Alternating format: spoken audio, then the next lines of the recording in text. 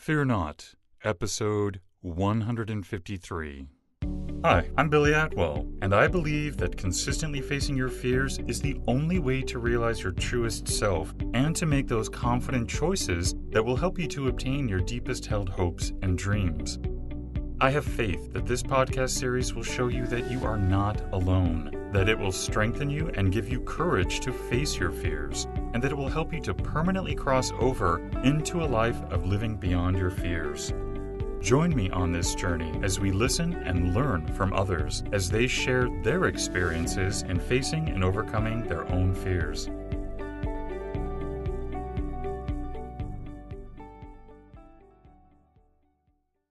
Hello, everybody. Today, you and I are going to be joined by Joshua Tongol. Welcome, Joshua. How are you today? I'm good. How are you?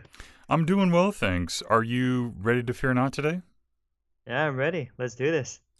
Joshua is an author, speaker, YouTuber, and host of the Flip Side podcast. With his unique and diverse background, he's become a fresh voice for modern-day spirituality. As a rising thought leader, Josh's simple yet profound teachings have helped countless people throughout the world recover from legalism. He speaks on topics such as religion, spirituality, and personal development, offering new paradigms relevant for our day and age. Joshua, can you take a few moments to fill in those gaps and also give us a brief glimpse of your personal life? Yeah, well, just to keep it simple, so I'm actually based in or actually, I grew up in America, but I'm actually living here in the Philippines with my wife here in Manila. There's just a lot that I could share of how I got to where I'm at now. But yeah, I'm pretty much an author and a speaker. And yeah, so I just like to share my journey with people online. Great. So why don't we get started by having you share with us today one of the biggest fears that you've had to face? Yeah, so I guess this is something that I don't usually talk about too often, but people, a good number of people know this about me. So just to give your listeners a little bit of my background, I don't even know if you were aware of this, but I was actually born with an underdeveloped right hand, like a deformity. Were you aware of that? No, I wasn't. Yeah. Okay. So that's pretty much one of my biggest struggles that I had my whole life. And so growing up, just like a lot of kids, I was teased by a lot of other kids, because sometimes they can be pretty cruel. And unfortunately, even some adults can be cruel as well. And I wish I could say that I never let their words or even like the disgusted looks on people's faces when they would look at my hand, whether they knew it or not. That's just how I looked at it. I let it get to me, unfortunately. And so growing up, I felt really like ugly, to be honest, and I felt very different from other people in this way, and very insecure about my hand. And so growing up, I was always wondering, will girls ever like me? What kind of job will I have in the future? Will I have to deal with these uncomfortable stares the rest of my life? And so basically the fear that I had was, was basically just showing my hand in public, to be honest. And so I've been public speaking, Billy, since I was 17 years old. And so no matter how strange it sounds, even as a public speaker, I used to keep my hand in my pocket all the time, which could look kind of awkward and uncomfortable. But I did that for several years because I was that afraid. Because I felt like if I showed my hand, if I just took my hands out of my pocket when I'm in front of an audience, it felt like the whole world was looking at me. It just felt like they were all staring at it as though I was like some sort of freak show. I know that's not the case, but that's just how I felt, I guess, because a lot of the bad experiences that I had when I was growing up. And so in 2005, this is just give more context. I actually ended up having like the worst year of my life back in 2005, both physically and emotionally, because I know there's a lot that I could share about this, but I was experiencing excruciating pain from a back injury that I had. That I got from breakdancing. So I'm what you call back in the day a b-boy. I used to breakdance since I was a little kid. Despite my hand being the way that it was, I could still do that. And so I injured myself suffering from something called a herniated disc. And at that same time, around that same time, I was also diagnosed with a chronic digestive disease called GERDS, which is gastroesophageal reflux disease. And so I was struggling with those two big things in my life during that time. But then in 2006, I had this radical, what you can call like a paradigm shift, where I started to revisit the subject of physical healing. Because as a kid, I used to actually want to be healed when I was a little kid. I used to like pray to God as a little kid and, asking Him to give me two hands when I would wake up. Hopefully, I was wishing I'd have two hands and stuff. And so I'd be praying for miracles, so to speak, going to healing crusades, and then nothing would happen. And so I became, because of my what you would call negative experiences, I became a hardcore skeptic of miracles, what people would call miracles or healing, for 8 years. And I was a very, like I said, hardcore critic. And but that's a whole other story. But anyways, I started revisiting, like I said, the subject of healing back in 2006, and I eventually started to what we would call pray for the sick or practice healing on the sick. And for the first time, surprisingly, I started seeing results, and which later on led to my own healing, which is, of course, a big story in and of itself as well.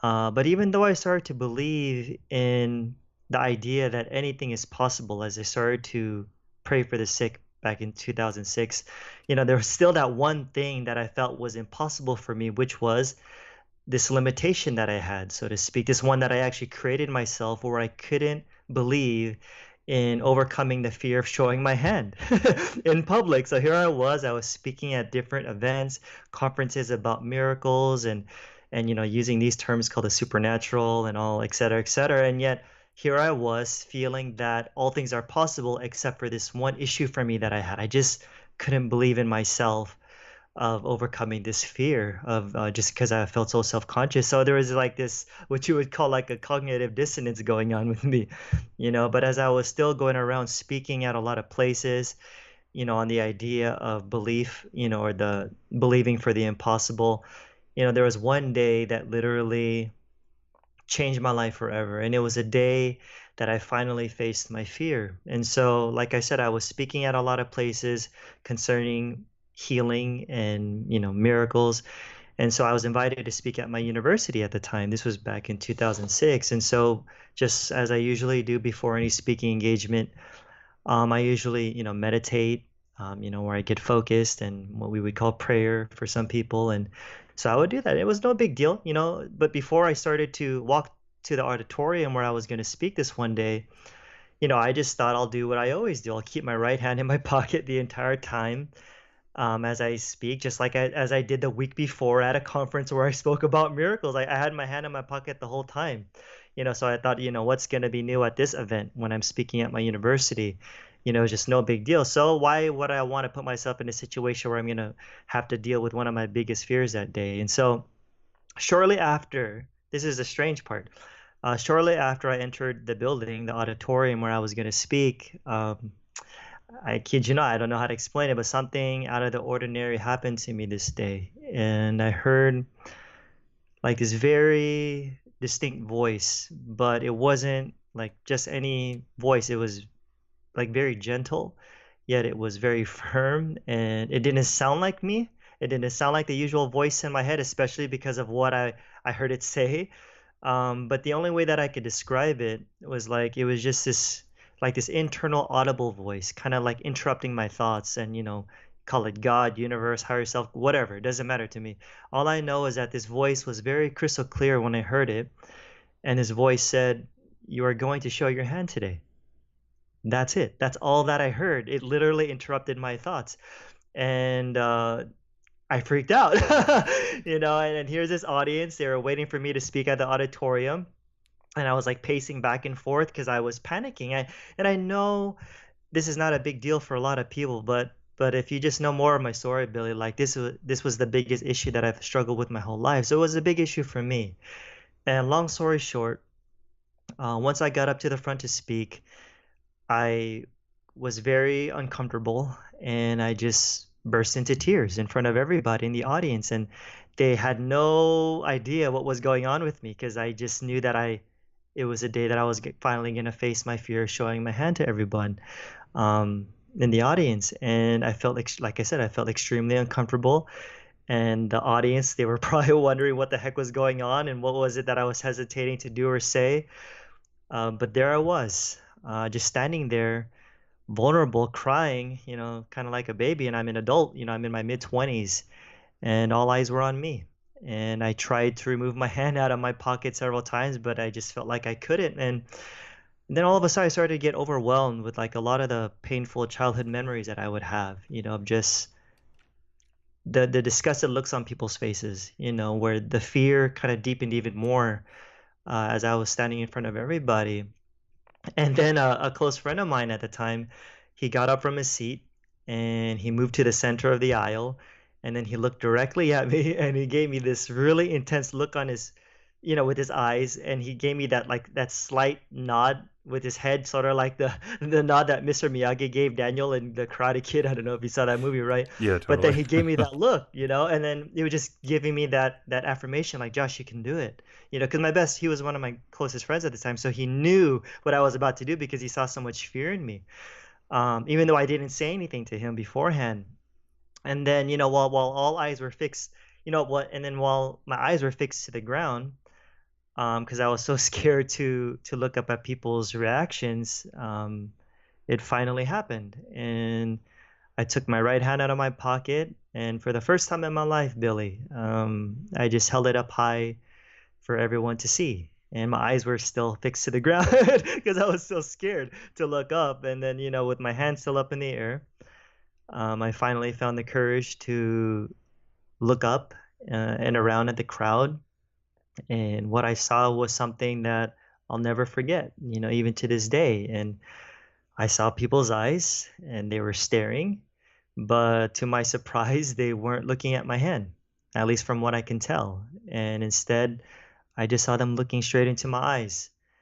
And ultimately, I just felt they were looking straight into my heart. And, honestly, Billy, that there's so much I could say about that day, but that day literally changed my life forever. And ever since that day, 2006, I've been speaking with my hands out of my pocket and, helping people deal with, their own issues with self-love and helping people overcome their fears. And so, yeah, that's just one of the biggest fears that I've dealt with in my life that I've had to overcome. And there's many fears that I had, but I know that's a big one. So, Yeah, thank you so much for sharing that. And sure. I would imagine, I mean, just listening to your story, that it was clearly a life changing moment. And it just, I would imagine you just approach everything differently now, having faced that.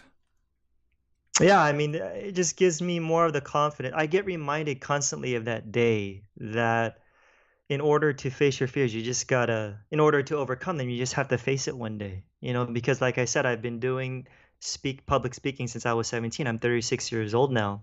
In 2006, I was already in my mid 20s. So imagine all these years, I got so used to, I'll just do another week speaking with my hands in my pocket, no big deal. But I know that the fear that I would kind of like put aside all the time was eventually gonna surface again one day. And that was the day that was completely unexpected. That's when I heard that voice, whoever that was.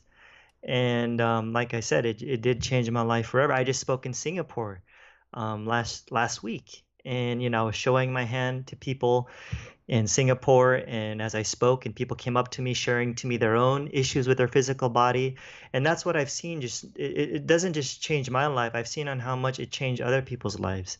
When they could see me vulnerable, this grown guy just weeping because I was really afraid that day. It was something it was very unexpected for me that if I didn't face that fear, I don't know where I would be today. And if I, the fact that I'm able to help so many people deal with their perception of themselves and be able to accept themselves and at the same time look at how their weaknesses can become their strengths as well. So yeah, it's helped me approach a lot of things differently in my life. So I'm just very grateful. Joshua, are you ready for the speed run? Sure, let's do it. What individual, whether they're fiction or real, has made the most impact on your life? Individual, honestly, I can't think of any particular individual. But if I could mention, the people that come to my mind, it's my family, to be honest. I even just got off the phone with my mom just like 2 hours ago, and she's in America. But if I could just mention my family, because once your audience becomes more familiar with my work, they will see the kind of content that I kind of talk about, which could sometimes be kind of controversial. And so because of that, I've lost a good number of friends and connections and opportunities, etc., because of the things that I talk about online, the things I write about in my book.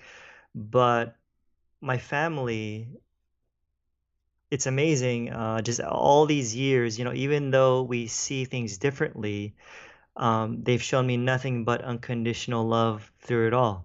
And I guess that's what just love does.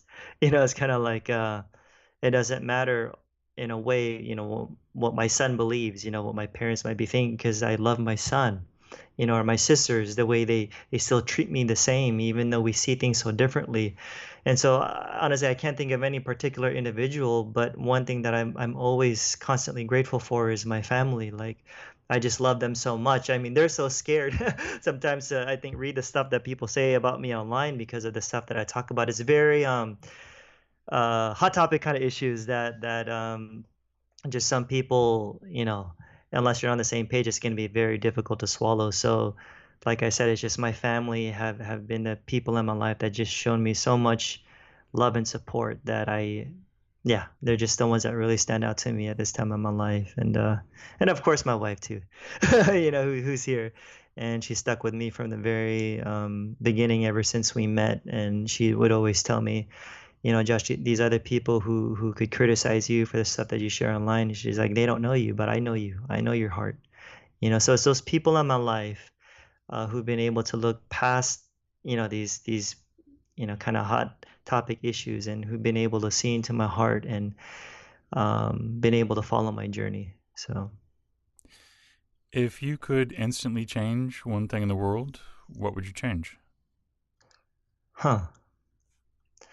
Um, I mean, I guess what comes to mind, because I even experienced this earlier today. I live in the Philippines, and I live in an area that it's very interesting here in the Philippines, because you'll see two extremes. You'll see the rich and the poor actually living like side by side next to each other. Like, you'll see a big, rich area, but you'll see homeless people like right outside. So it's very interesting. I don't really see this in other countries, especially in America. And so one of the things that I see here that my heart always gets moved to, is like when I see people here struggling financially here in the Philippines, and people working really hard and not being compensated for, the hard work that they do. And so I guess one of the things that I would like to see change is for people to have their needs met. Just seeing some people, even outside my home, to be honest, like you'll see people even outside of our a condo here, people begging for food, and people holding babies and stuff like that, and just begging. And honestly, it breaks my heart. And so I can't deny that at the same time, struggle makes us stronger. You know what I mean? Because without the challenges in life, we wouldn't be strong people where we are today. But I can't deny the fact that it also breaks my heart when I see a lot of people struggling financially without, having the food and the clothes. When I see people sleeping here, even outside of my house, sometimes on the ground. I just wish I can do more. So, we do what we can do. I just wish we would be more givers to people. So that's just the first thing that comes to my mind. What's your biggest weakness? My biggest weakness, just to be honest, I still have moments where I feel self-conscious about my hand at times, even after all these years. It's been over 10 years, and I still have my moments where I still feel self-conscious about it. So, just to be honest, What's your biggest strength? my biggest strength is that I overcome my fear every single day of being self-conscious. So, even though I still, like I said, the stairs, I still get the stairs. It could still get to me a little bit. Thankfully, I'm still able to overcome my fear every single day. So I guess that's a strength, I guess. If you could only have one book to read, what's that book going to be? That's a tough one. I'll honestly say I don't. I read a lot of books, and that's just the one I just can't answer. I don't know. Honestly, I don't know. So I might have to skip that one. Do you have a favorite sound? Sound, laughter, because I obviously you could even tell I laugh a lot. My wife and I, we love to laugh a lot, tell jokes, and watch funny movies. So I love, especially here, right? Like as I was even mentioning, there I see a lot of people here who don't have much, but they're still able to laugh. And when I see people laugh, even though they don't have much, it just makes me happy because they're able to recognize that there's more to life than a lot of material things. And so I just love seeing people laugh. Yeah. Or hearing people laugh. And Joshua, if someone would like to connect with you, what's the best way for them to do that? The best way would be through my website, which is joshuatongol.com, or obviously Facebook. So I'm on Facebook. Just search up my name. My last name is spelled Tongol. And I have a podcast, Twitter handle. It's just my name, pretty much. Instagram. So it's just pretty much my name. And on all the social media platforms, I'm pretty much on the majority of them. So just type in my name and you should find me. And Joshua, what parting advice would you like to leave with us today? Advice, just yeah, just based on this whole interview, face your fears. Just one of the things that I got a lot out of me facing my fear is that it could inspire a lot of people out there. Because like I was saying earlier, like when I became real and vulnerable with other people, when I faced my fear that day, I saw people become real and vulnerable with me. Literally that day in 2006, I had all these people come up to me and start crying, and they were showing me their scars on their legs from being burned, and other people, even another guy even had like a deformity on his hand and all these things. And so face your fears because you can inspire a lot of people, and when people see you do it, they'll be inspired to do the same. That's excellent advice, Joshua, and thank you so much for that. I want to thank you too, Joshua, for coming on the show, not only just because you shared your story, which was amazing, but you are an inspiration. And so I really do thank you for the time that you've given us today and showing us of a life that we can have if we just face our fear. Yeah, thank you. Thanks, Billy. I really appreciate it. This is a really good topic that I think people should address. So yeah, appreciate what you're doing. Thank you for joining me today. And remember, you cannot achieve everything, but you do have the God-given ability to achieve anything. So stay focused, out of fear, and keep on keeping on. Until next time, be well and peaceful. For more information on today's episode and guest, or for resources that will assist you in overcoming your fears, visit livingbeyondyourfears.com. And don't forget to subscribe to this podcast, where 3 times a week we move to a life beyond our fears.